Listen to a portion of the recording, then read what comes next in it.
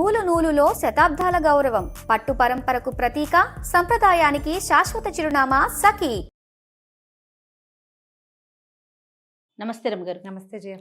రమగారు, తమలపాకు చెట్టు ఇంట్లో పెంచుకుంటాం కదా, దాన్ని దైవ సంభూతిగా, అంటే ఇప్పుడు తులసి మొక్కకి మనం ఎలాంటి ప్రాధాన్యత ఇస్తామో అలాంటి ప్రాధాన్యత ఇవ్వాలా, లేకుంటే తమలపాకు చెట్టుని మిగిలిన మొక్కల్లాగానే చూసుకోవచ్చా? ఎందుకంటే మా ఇంట్లో ఉంది రమగారు, నేను కొన్ని ప్రశ్నలు విన్నా. ఎప్పుడు పడితే అప్పుడు తమలపాకులు తెంచకూడదని, కొయ్యకూడదని, దేవునికి మాత్రమే నైవేద్యం పెట్టాలని, తీసుకొని మనం నోట్లో వేసుకోకూడదని. తమలపాకులు వేసుకోరా?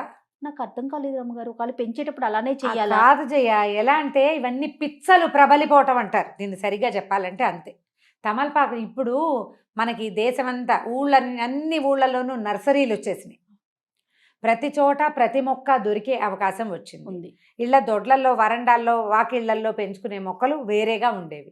తమలపాకు తీగలు ఇది గోదావరి జిల్లాల వైపు ఇళ్లల్లోనే కనపడతాయి. తమలపాకు తీగ అది తీగగా ఉంటుంది కదా, దానికి ఒక పెద్ద చెట్టు ఆసరా ఉంటే చల్లగా ఉండాలి దానికి. అసలు అందరిని, మా చిన్నప్పుడైతే మా ఊళ్ళో ఒక్క తమలపాకు చెట్టు లేదు జయ. మా చుట్టుపక్కల ఎక్కడ తమలపాకు మొక్కలు మేము చూడాల, అవి వేరే చోట నుంచి వచ్చేవి. దానికి కొంచెం ప్రత్యేకమైన వాతావరణం కావాలి. అట్లా పొడుగాడు అవిసె మొక్కల పక్కన వీటిని పెట్టేవాళ్ళు, కొబ్బరి చెట్ల దగ్గర పెడితే ఇది పోయి దాన్ని ఆనుకుని తీగలు సాగుతుంది. తమలపాకు దేవుడి చెట్టు అని ఎవరు చెప్పారు? అసలు ఎక్కడి నుంచి పుట్టింది అది? మనం దేవుడి వృక్షాలు, దైవతా సంబంధమైన వృక్షాలు, నక్షత్ర వృక్షాలు ప్రత్యేకంగా ఉన్నాయి మనకి. మనం దేవతా సంబంధమైన వృక్షంగా తులసిని పెట్టుకుంటాం. అవును. ఆ తులసి ప్రత్యేకత ఏంటంటే ఆవిడ విష్ణు మానసంలోంచి పుట్టింది, బృందాదేవి వల్ల పుట్టింది. ఈ పురాణ గాథలన్నీ పక్కకు పెడితే తులసి రాత్రిపూట కూడా కార్బన్ డైఆక్సైడ్ని విడుదల చెయ్యదు. అవును. అందుకని ఇంటి ఆవరణలో ఉంచుకోండి అని చెప్పారు. దాన్ని ఎలా చేశారంటే తులసిని ఆవిడ అమ్మ తల్లి కింద, దాన్ని వాడిపోతే కొంపలో ఏదో అయిపోతుంది, కొంప మునిగిపోతుంది సంగతులండి. ఏమిటేమిటో పొట్టు. మనం ఏంటంటే విషయాల్ని కాంప్లికేటెడ్ చేసేసుకుంటాము. ఏదైనా చిన్న విషయం తెలిస్తే అట్లా అట్లా అట్లా చిలవలపై. ఎలా అంటే చూడు జయ, 25 ఏళ్ల క్రితం కట్టిన గుడి, కొత్త గుడి, 1500 సంవత్సరాల క్రితం కట్టిన గుడి, పురాతనమైన గుడి. ఈ రోజుకి ఒక 100-150 ఏళ్ళు పోతే మొన్న కట్టిన గుడి, అంటే మన ఇంటి పక్కన జస్ట్ స్థలం బాగుందని ఏర్పాటు చేసినటువంటి గుడి పురాతన దేవాలయం అయిపోతుంది. అంతే కదా, దానికి ఒక స్థల మహాత్యం వచ్చేస్తుంది. అంతే కదా. అవునండి. ఇవి కూడా అంతే. మనకేంటంటే సోషల్ మీడియా వల్ల అక్కర్లేని విషయాలన్నీ ప్రచారం అవుతాయి. ఎంత అవసరమో సోషల్ మీడియా మనకి, నిజంగా అంత అనవసరం. మనం ప్రతి విషయాన్ని చిలవలు పలవలుగా విని విని విని విని ఎవరో ఒకళ్ళు ఏదో ఒకటి చెప్తుంటారు, ఎవరికి తోచింది వాళ్ళు చెప్తారు. మీరు సాధారణంగా ఆలోచించండి, కొన్నేళ్ల క్రితం మనం ఏం చేసేవాళ్ళం? ఏదైనా పండగలప్పుడు, పూజలప్పుడు దేవుడికి తాంబూలం ఇవ్వాలి. తాంబూలం అనేది ఒక సేవ. ఆయనకి, భగవంతుడికి షోడశోపచారాల్లో తాంబూలం ఒక సేవ. తాంబూలం దేవుడికి పెట్టి ఆ తాంబూలం ఇంట్లో ఉన్న వాళ్ళు గృహస్థు వేసుకోవాలనేది నియమం. ఇప్పుడు వేసుకున్నామా లేదా? కదా. అవును కదా. అది కాకుండా నిత్యము తాంబూల సేవనం చేసేవాళ్ళు ఇప్పుడు మనం మానేసుకున్నాం.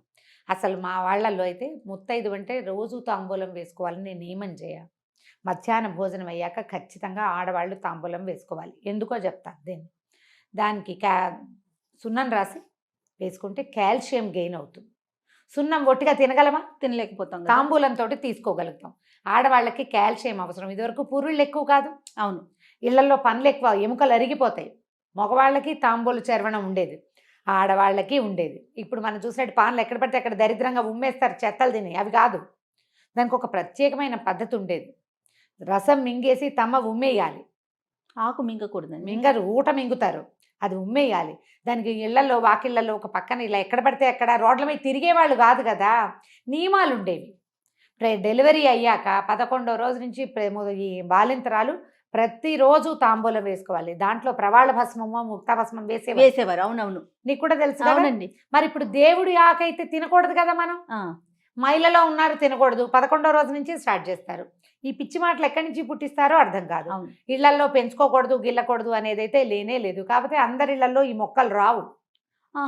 దానికి వాతావరణం బాగుండాలి, అనుకూలంగా ఉండాలి. అది పాకటానికి అనువైన ప్రదేశం కావాలి, కొంత చల్లగా ఉండాలి.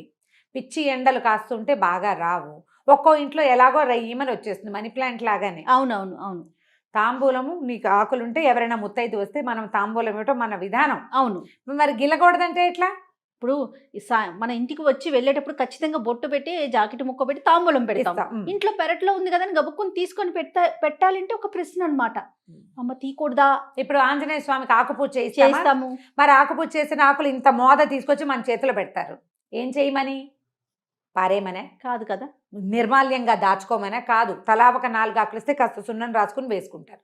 భగవంతునికి అర్చన చేసిన ఆకులు తీసుకోవటం వల్ల కూడా మనకి కొంత ప్రయోజనం లభిస్తుంది. తమలపాకు మనకి ఆరోగ్యదాయిని, అన్నం అరగదీస్తుంది, అవును, గొంతులో ఉన్న కఫాన్ని తొలగిస్తుంది. తర్వాత అది ఏంటంటే ఒక విలాసవంతమైన వ్యవహారం కూడా. దంపతులు తాంబూల చరవణం చేస్తూ ఉండటం అనేది ఒక విలాసం. దాన్ని తీసుకెళ్లి దైవ సంబంధాలలాగా అంటకట్టి చేస్తే ఎట్లాగమ్మా? పిచ్చి. అంటే భగవంతునికి వాడతాం కాబట్టి దాన్ని ఇంకా దైవ సంభూతంగా భావించేస్తున్నారు కదా. దైవ సంభూతం ఎట్లా అవుతుంది? నువ్వు పెళ్లిళ్లలో తాంబూలాలు పుచ్చుకోరా కదా? పుచ్చుకుంటారు కదా. పెళ్లిళ్లలో తాంబూలాలు పుచ్చుకుంటారు. పేరెంటాలకు వెళ్తే తాంబూలం ఇస్తారు. ఆడవాళ్ళు తాంబూలాలు వేసుకుంటారు, మగవాళ్ళకి ఇళ్ళీలు వేసుకుంటారు. దేవుడికి పూజ కూడా చేస్తాము. ఒక ఆంజనేయ స్వామికి తప్పితే ఎవ్వరికీ తమలపాకులతో అర్చన చెయ్యం. అవును, ఆయనకి ప్రీతి చల్లగా ఉంటుంది తమలపాకుల తోటలో. ఆ చల్లదనానికి ఆయన అక్కడ ఉంటాడని చెప్తారు, ఆయనకి ఇష్టమని. దీని దైవాంశ సంభూతంగా భావించి అది ఉంటే సిరి వస్తుంది, అది ఉంటే గ్రహపీడ ఉండదు, ఇలాంటివి మాత్రం నేను వినలేదు, నాకు నమ్మకం లేదు. గ్రహపీడలు అవన్నీ కూడా ఆకుల వల్ల వేటి వల్ల రావు. మన తాలూకు గ్రహాలు మనం పుట్టిన సమయంలో గ్రహాల ఎట్లా ఉన్నాయో దాన్ని బట్టి మనం పెరుగుతున్న కొందికి గ్రహాల ఆనుకూల్యతో ప్రతికూలతో పెరుగుతుంది. అవునవును. మనం వాటి నుంచి తప్పించుకోవాలంటే నీ బుద్ధి మారాలి, నీ విధానం మారాలి. మీ ఇంట్లో ఓ చెట్టు ఉంటే మారదు. ఆ చెట్టును నువ్వు సంరక్షిస్తే చెట్టుని సంరక్షించిన ఫలితం లభిస్తుంది నీకు. అంతే. గ్రహాలు మారాలంటే గ్రహానికి సంబంధించింది ఏదైనా చెయ్యాలి. మీరు అన్నట్లు బుద్ధి కదా మార్చుకోవాలి. భగవత్ సేవ చేయి, భాగవత సేవ చేయి, భక్తులను సేవించు, గురువుని సేవించు, దేవాలయాలకు వెళ్ళు, పరిసరాలు శుభ్రంగా ఉంచు, ఇతరులతోటి సౌమనస్యంగా ఉండు. పూర్వజన్మ కర్మల వల్ల వచ్చిన ఇబ్బందుల్ని అధిగమించేందుకు ఈ జన్మలో సరైన విధానం పాటించు. మొక్కలు పెడితే రాదు, అది నీ లోపల ఉండాలి. కానీ ఎంత దాకా ఆలోచిస్తున్నారంటే రమ్మగారు, ఈ మొక్కల్ని కూడా ఎటువైపు పెట్టుకోవాలి, ఏ బాల్కనీలో పెట్టాలి, ఏ వైపు బరువు ఉండాలి, అది నియమం చేయాలి. ఇప్పుడు మనం ఇండిపెండెంట్ ఇళ్లలో పాతకాల పెళ్లిలో తూర్పు వైపున ఈ మొక్కలు ఉండకూడదు అంటే కాదు. అవి పొద్దుటి వాటి నుంచి వచ్చే గాలి ఏ సమయంలో వస్తే మంచిదో, అది ఏ పక్క నుంచి వస్తే మంచిదో ఆ వాస్తు లెక్కలు వాటిని మనం కాదనిలేం చేయ. చాలా పొరపాటు, అవి నిజం. ఇప్పుడు నువ్వు అపార్ట్మెంట్లో ఉన్నావు, అపార్ట్మెంట్లో రావి చెట్టు పెట్టుకో, రావి చెట్టు వాకిట్లో ఉండాలి. లేదా మన దత్తాత్రేయ స్వామి వారు ఉంటారు, ఔదుంబర వృక్షం. ఆ ఔదుంబరం మహాద్భుత వృక్షం. అంటే అది ఎక్కడైనా ఒక చోట దాని అంతటా అది మొలిస్తే అక్కడ దత్తాత్రేయ సాన్నిధ్యం ఉంటుందని నమస్కారం చేసుకోవాలి. ఆ చెట్టును నువ్వు ఇంట్లో పెంచుకుంటానంటే ఎట్లా కుదురుతుంది? అపార్ట్మెంట్లో అది పెంచలేం కాబట్టి దాన్ని బోన్సాయి చేస్తానంటే, మహావృక్షంగా ఎదగవలసిన చెట్టుని నువ్వు మరుగుజ్జు చెట్టుగా చేసినందుకు ఎంత పాపం వస్తుందయా. ఒక చెట్టు ఎంత గాలినిస్తుంది, ఎన్ని పక్షులకి ఆవాసంగా ఉంటుంది, ఎంత ప్రకృతిని శుద్ధి చేస్తుంది. దానికి అవకాశం లేకుండా నువ్వు ఇంత బోన్సాయిని చేసి ఇంట్లో పెట్టుకుంటావు. ఆ బోన్సాయి చెట్టు కింద కూర్చుంటాడా దత్తాత్రేయ స్వామి వారు? కూర్చోటానికి అవుతుందా?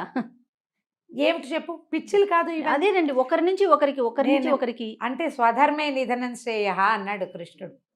మన ధర్మంలో ఉండండి. మన పూర్వీకులు ఈ భగవత్ విషయాల్లో ఏం చేశారో అది చేయండి. ఎవరెవరో ఏమేమో చేస్తారని అవన్నీ మన నెత్తి మీద ఎందుకు పూసుకుని కాంప్లికేటెడ్ చేసుకుంటాము మనం. అవును. తమలపాకు చెట్టు మీ ఇంట్లో పెంచుకోవాలని సరదాగా ఉంటే లక్షణంగా పెంచుకోండి. దానికి పెరగటానికి అనువైన వాతావరణం, పక్కన ఇంకో పెద్ద చెట్టు ఉంటే ఇది పోయి దాన్ని ఆనుకుని దాని మీద చక్కగా చిలువలు పల్లవలుగా వెళ్ళి చేస్తుంది. 2 ఆకులు తుంపుకోండి, దేవుడికి పొద్దుటిపూట తాంబూలం పెట్టుకోండి.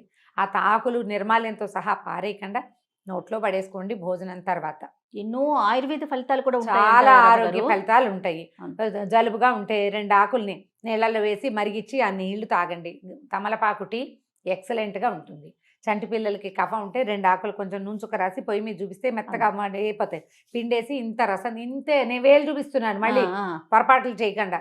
ఒక పావు చెంచా రసం, ఒక చిటికెడు పంచదార కలిపిస్తే ఫ్లమ్ అంతా బయటకు వచ్చేస్తుంది. ఇలాంటివి చేయండి. ఆయుర్వేద రీత్యా తమలపాకు చాలా మంచిది. భగవంతుడికి కూడా మనం వాడుకుంటాం. గిల్లి శుక్రవారం, శనివారం, మంగళవారం ఏ తప్పు దానికి లేదు. హాయిగా వాడుకోండి. అనవసరంగా ఏవేవో చదివి ఎవరెవరు చెప్పిన మాటలకో లోబడి జీవితాన్ని కాంప్లికేటెడ్గా చేసుకోకండి. మనకున్న కాంప్లికేషన్స్ చాలా చాలు ఎక్కువ. కదా. ఈ అక్కర్లేని పిచ్చాచారాలు ఎందుకు? అన్ని ప్రశ్నలే. ఓకే రమ్య గారు, నమస్తే. నమస్తే చెయ్యి.